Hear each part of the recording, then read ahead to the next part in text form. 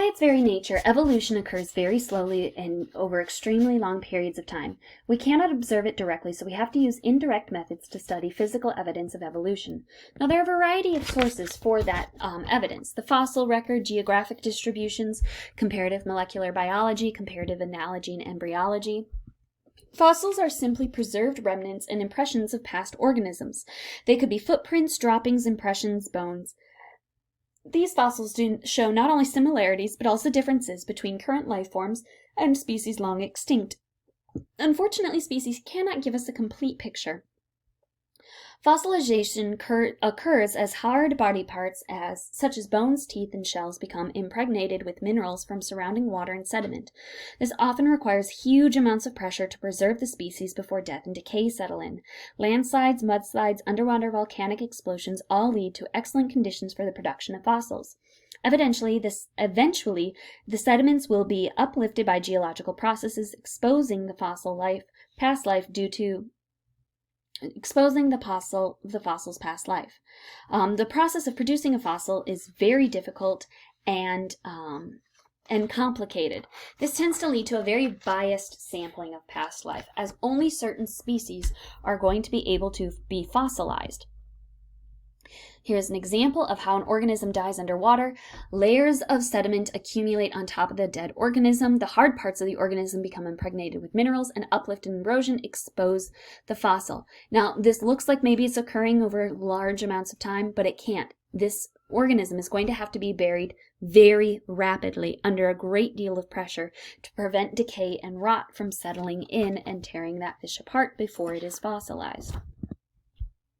There are also geographic distributions. Biogeography is the study of geographic distributions of organisms. Geographic distributions often reflect evolutionary history and relationships. Related species are more likely to be found in the same geographic area than unrelated species. And new distributions of organisms can occur by the dispersal or either, organisms move to new areas, or areas occupied by organisms can either move or are further subdivided. There's also comparative molecular biology, a molecular clock hypothesis. This is based on the assumption that point mutations in DNA occur at a constant rate. Since we know that all life forms contain 4 main building blocks, they provide us with an excellent starting point or a studying of the journey. For example, we can map and study the sequence of amino acids used to produce specific proteins that are necessary between species. We can do a comparative analysis to determine the relatedness between 2 species based on the similarities of their biochemistry. So this is a pretty interesting branch of science. It does depend heavily on the assumption that point mutation in DNA occurs at a constant rate and that those mutations will survive and will be passed on from one generation to the next. The idea being that the more difference in DNA sequences between 2 organisms, the more time has elapsed since they shared a common ancestor. We can also use comparative analogy and embryology. This is going to be the comparison of anatomies and embryological structures of different species. Common or shared traits are believed to indicate relatedness. For example, homologous structures similar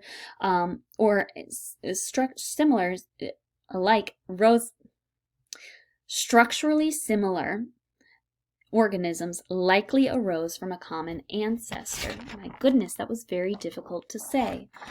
So what we have here is the 4-limb structure for many different organisms. We have the 4-limb structure for birds, bats, dolphins, and humans. And so this is comparative analogy is looking at the similarities and differences in these major bones. Convergent evolution is when 2 organisms' similarities in structure may not always indicate relatedness, but may in fact indicate convergent evolution.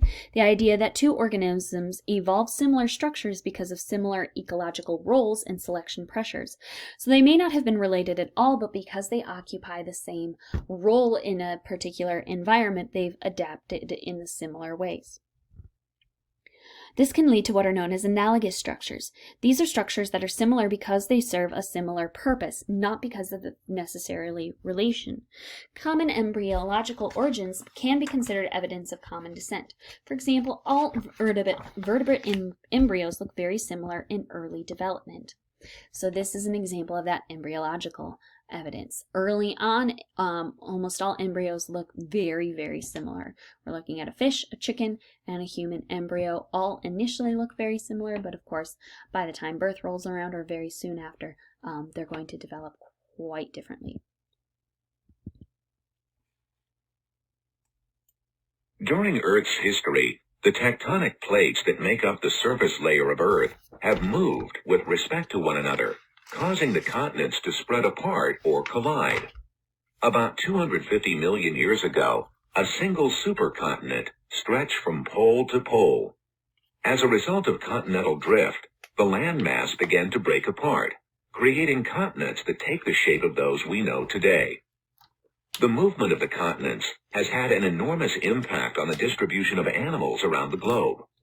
Let's take the example of marsupials, which are mammal species such as kangaroos and koalas, in which the female often has a pouch.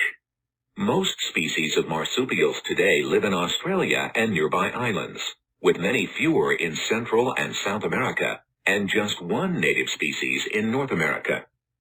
The geographic distribution of organisms is called their biogeography. How did the marsupials become distributed in this pattern across the globe? Let's look again at the movement of continents. One possibility, based on a body of fossil evidence, is that marsupials evolved in North America more than 100 million years ago. Then about 65 million years ago, some dispersed southward into South America, then to Antarctica, and later to Australia, to which Antarctica was attached at the time. Subsequently, Australia drifted away from the other continents, isolating its resident marsupials from similar influxes of species. The marsupials of Australia vastly diversified. Those in South America did as well. In contrast, in North America, placental mammals began to diversify and outcompete the marsupial mammals on the continent, leading the resident marsupials to extinction. About 3 million years ago, the Isthmus of Panama formed, connecting the Americas by a land bridge. The connection allowed a migration of animals both up and down the Americas.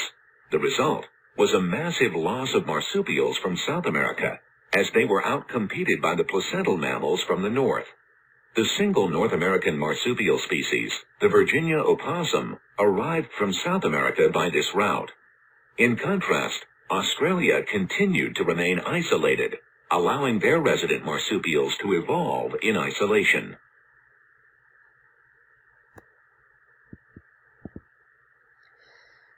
So by the end of this chapter, you should be able to differentiate the processes of microevolution and macroevolution using the following terms: population gene pool, mutation, genetic drift, bottle effect, founder effect, gene flow, and species. And that's all we have for this chapter.